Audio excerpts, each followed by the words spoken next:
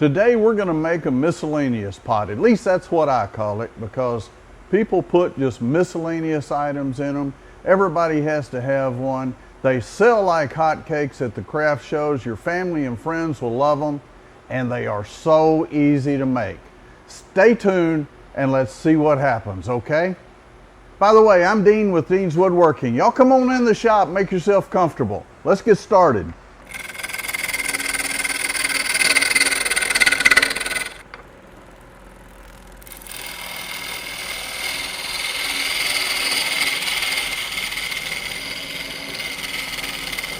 So what we're doing now is putting a tenon on this.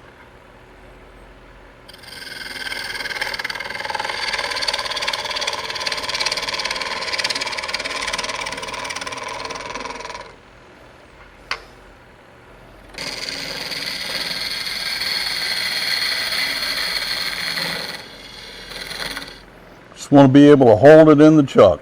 We'll go ahead and get it round, get the bark off of it.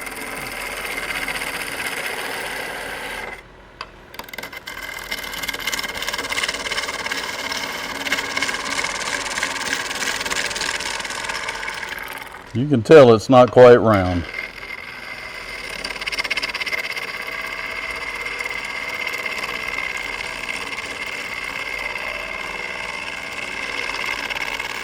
Although we are getting close. We do still have a little bit of bark right there. We'll go ahead and take it down just a little bit more before we turn around. Well, we'll just go ahead and turn it around and put it in the chuck. And as you can see, I put my two-pronged center here in the chuck. A lot of folks will say you can't do that. I've done it for years and never had an issue. Of course, they sell one that you can purchase that is designed for that. Does the exact same thing, but you get the thrill of spending more money. And we got just about a perfect fit on that. Notice the narrow gap between the jaws there. A hint, if you're turning something you don't want marks from the chuck, that's the way to size it. Okay, we're going to go ahead and take a little bit more bark off of that.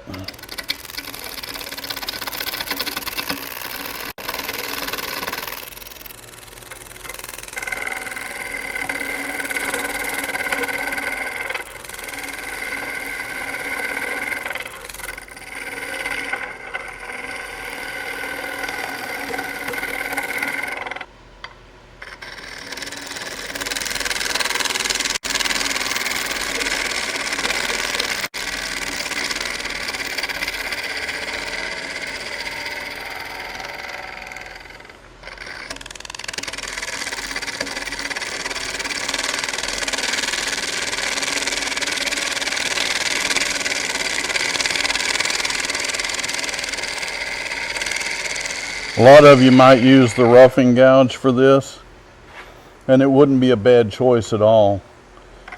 As most of you know, it's been some time since I've done any turning, so every cut I make is a practice cut. For some of you that turn once a week or so, it's not a bad way to look at it. So we're going to square up this end.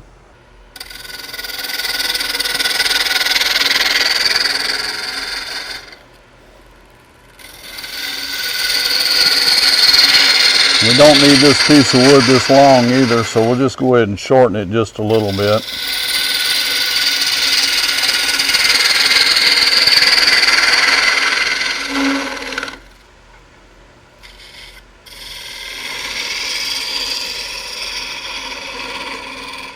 We're going to call this right here the bottom of our little container.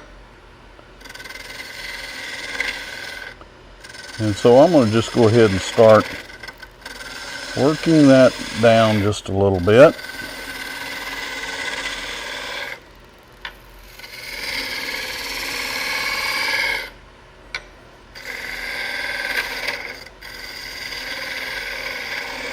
And this little pot's going to have a rounded bottom on it.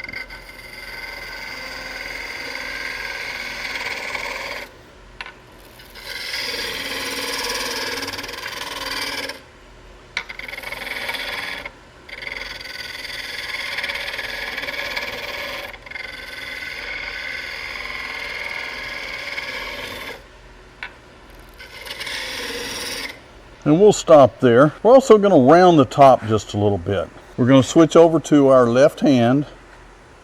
And it's one of the things that I would encourage all of you to do. If you're a right-handed turner, practice a little bit left-handed. If you're a left-handed turner, practice a little bit right-handed. It gives you the ability to come in and make a cut from the direction you need to make the cut without twisting your body into some kind of contortionist move or something there. That's got the basic shape that we want, or at least going in that direction. So what I'm going to do at this point is we're going to take the tailstock off, and we're going to come in and do some hollowing here. Now there's a number of tools you can use for hollowing. We're going to start out with this little carbide tool. It's a round carbide. And we're not going to get in a big hurry.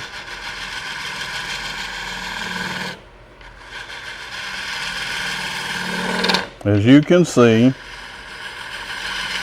that cuts just fine. It's a little bit dull. I'm going to come in with a 1/2 inch bowl gouge and get,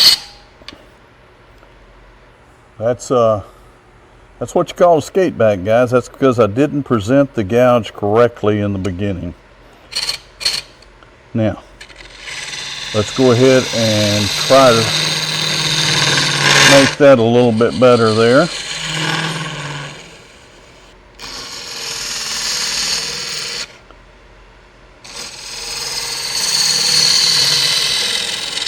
So we can cut a good little bit there with the bowl gouge, get us started, and then we're going to come in with that little carbide.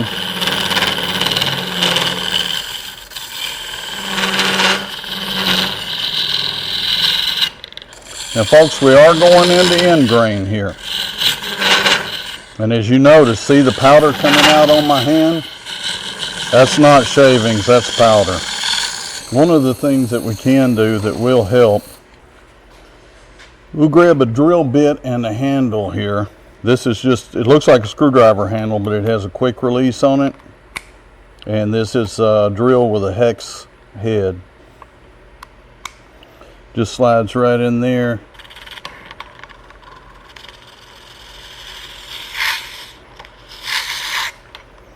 And we want to make sure we don't go too deep. Yes, that's about right.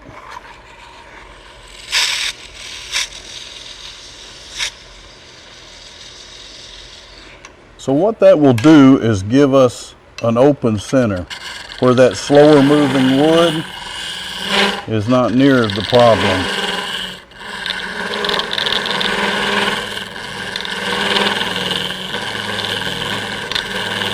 Another tool that comes in real handy for doing that are these little curve tools and your smaller hollowing tools with a smaller little cutter. Now, when you use them, you want to make sure that the gooseneck part is in front of your tool rest. And they're going to take a smaller cut.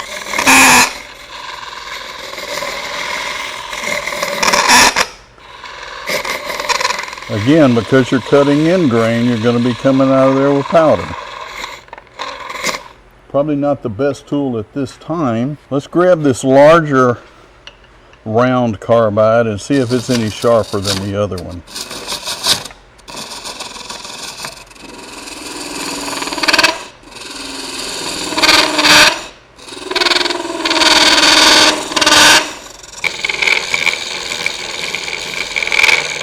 Let's stop and we'll look and see how deep we are. See, we're about yay deep right now. So we're about halfway there. Of course, that's to the outside edge. In the middle, we're a little further than halfway. So we'll keep on hollowing.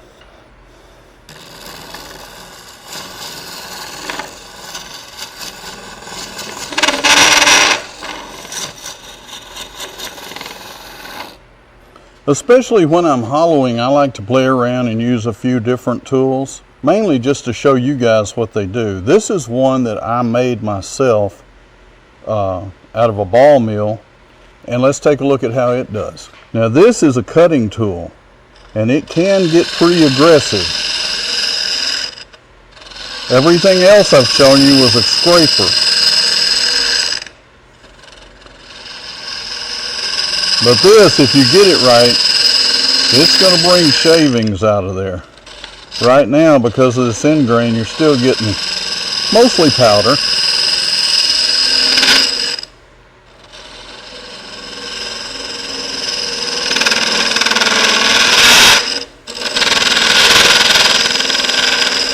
But this was a lot quicker too. It'll take a lot of wood in a real big hurry.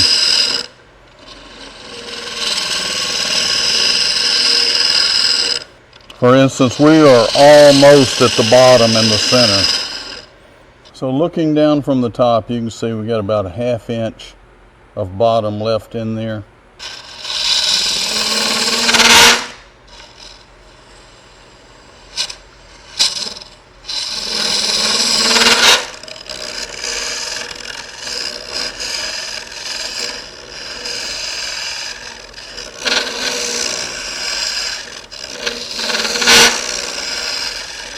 We'll go in there and smooth that out just a little bit with this carbide.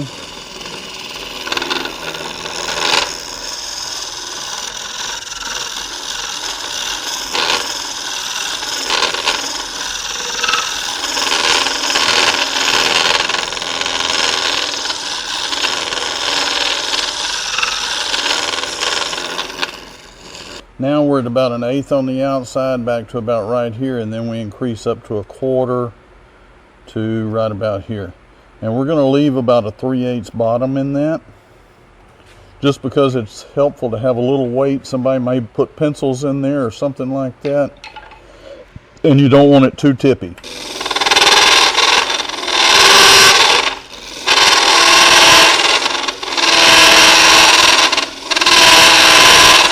We've got just a little bit of a point in that center down there. We're going to take a box scraper and go down there and smooth that bottom out. I've got this one, which is not exactly a box scraper. It has a round side on it. You want to have your tool rests a little bit higher so that you're angled down just a little bit with that scraper. It's a lot of fun going by feel. Let's take our little Olight flashlight that I got the other day. We still have just a little bit of a bump right there in the middle, and that thing sure is handy for being able to see up in there like that.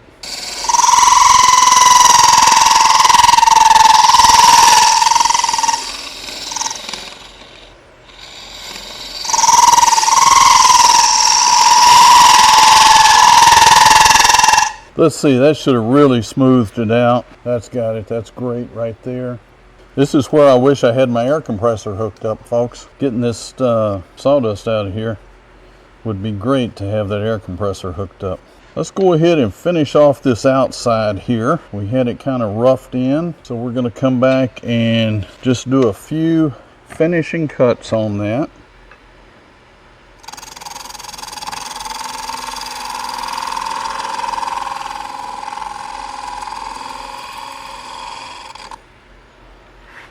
Okay, going over the left hand. And then again, just a few finishing cuts. Oh, we hit it with sandpaper and call it done for the day. Hit it with some 150 first, because I don't think we need anything more than that.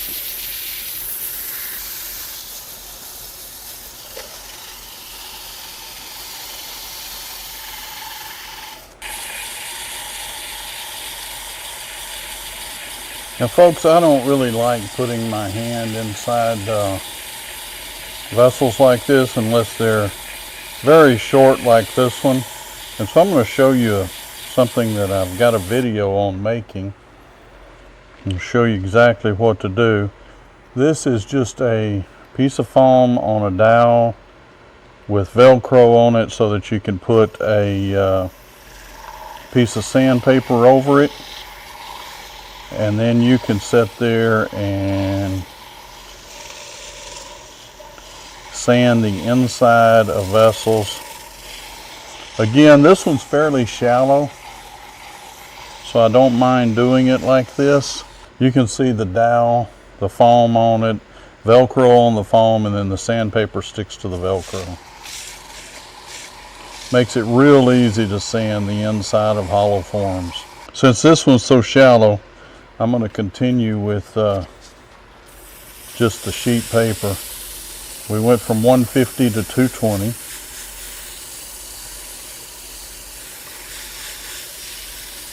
It doesn't take a lot, guys. That's really about enough.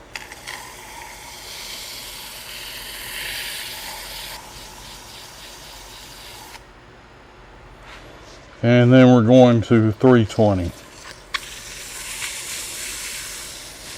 One thing, I'm sure you guys can see the sawdust coming off of that. If you don't see the sawdust coming off of your sandpaper at home, throw it away and get another piece.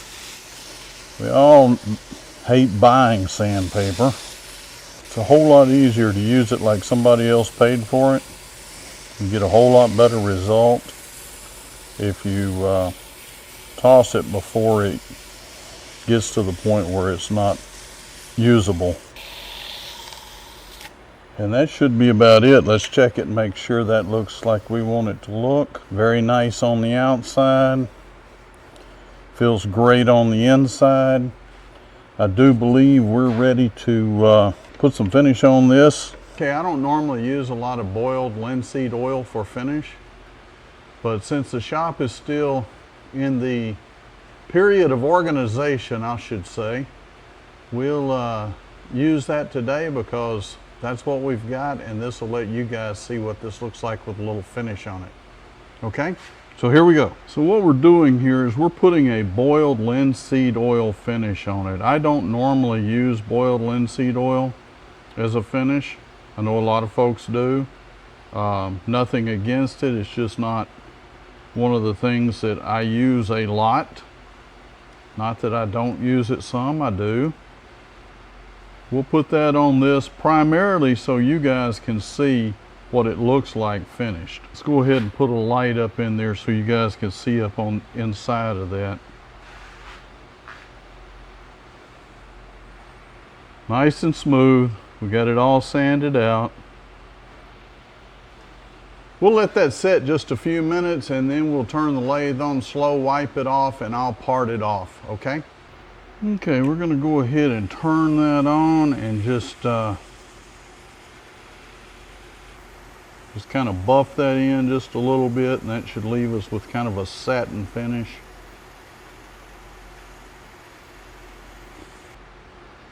Okay, at this point I'm gonna go ahead and part this off.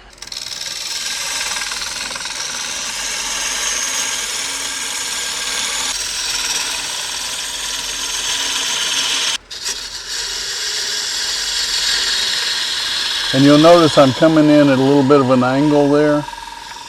That's so that we can have just a little bit of concave bottom to that. Okay, we'll go ahead and finish parting that off.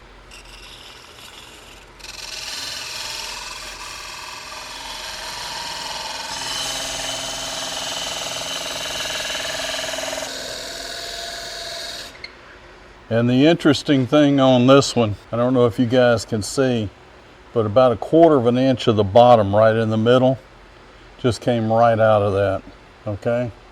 That doesn't necessarily ruin it because remember, this is a trinket box. So we'll go ahead and finish it. Let's see what we've got here. We're gonna fit this over here so we can sand that bottom.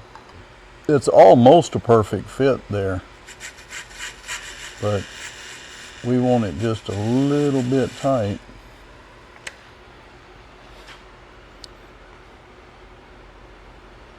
A little bit big on this step.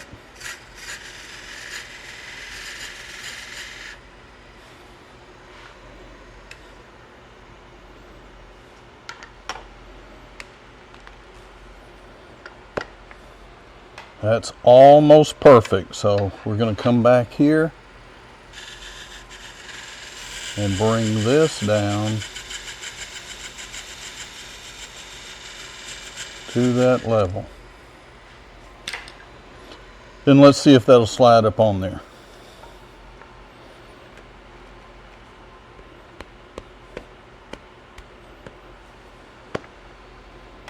Just a touch, and I do mean a touch smaller.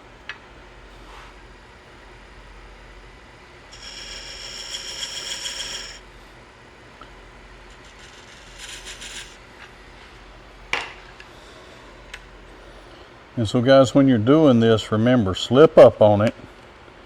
When you get it there, don't force it, because if you force it, it will split on you.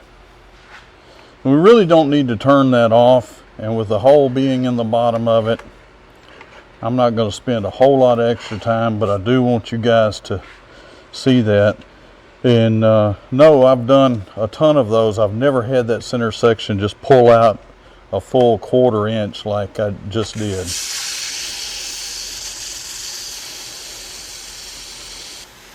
And then we'll go to 220 for just a second.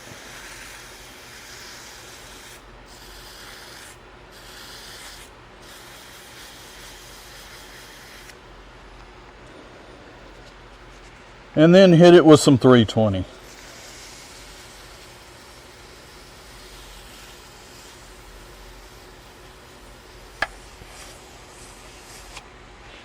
Once we've done that, folks, we're going to turn our speed way down and put just a little bit of this boiled linseed oil on it. And we'll go ahead and come on around one more time on that outside.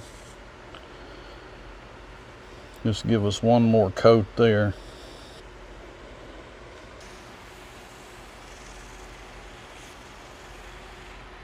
We have a little pot. We'll call it a miscellaneous pot because people put just anything and everything in these things. From pencils to change to whatever. And if you make these and take them to a craft show, I guarantee you, you will sell them. I have never brought one home. Thank you for watching. Stay safe, stay healthy, and happy turning.